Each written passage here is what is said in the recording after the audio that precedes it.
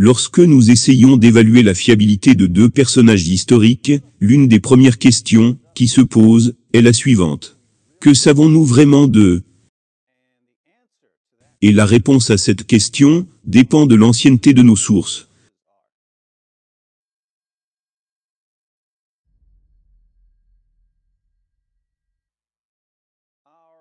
Nos archives de la vie de Paul Jésus sont beaucoup plus anciennes que celles de la vie de Mohammed.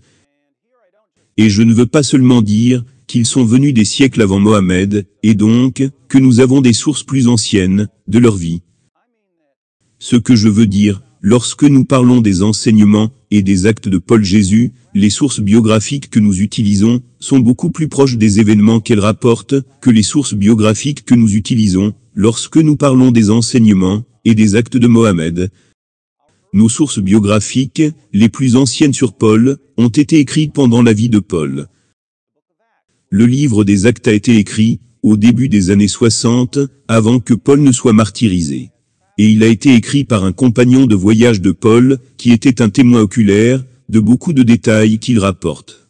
Nous avons également de nombreuses lettres, écrites par Paul lui-même. À l'opposé, nos sources biographiques détaillées, la plus ancienne sur Mohammed, est Ibn Ishaq, Sirah Rasulallah, qui a été écrit plus d'un siècle après la mort de Mohammed.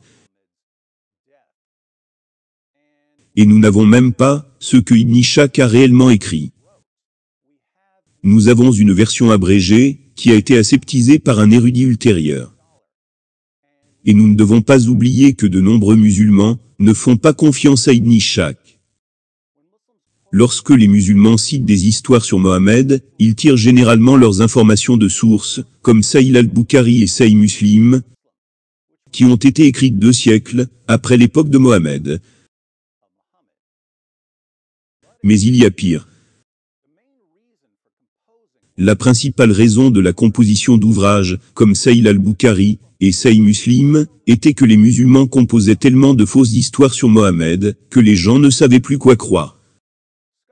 Des érudits comme Bukhari ont décidé qu'ils devaient rassembler des récits qu'ils jugeaient exacts, afin de les distinguer du nombre toujours croissant de fausses narrations. Maintenant, si à l'époque de Bukhari, les musulmans inventaient des histoires sur Mohammed, qu'en est-il de la génération précédente, et la génération précédente, et la génération précédente? 2 siècles, c'est beaucoup de temps pour inventer des choses.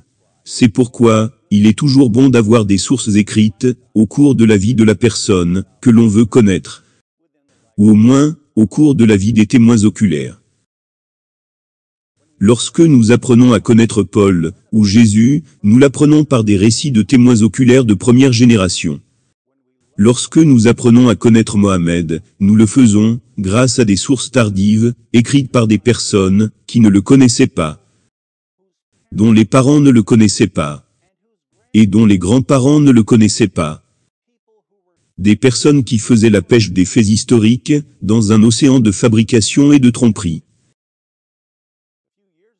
Il y a quelques années, dans l'effritement des fondements historiques de la vie de Mohammed, le spécialiste de l'islam, Mohammed Ben Kalish, a conclu que Mohammed n'a probablement jamais existé. Je ne suis pas d'accord avec la conclusion du docteur Kalish concernant l'existence de Mohammed.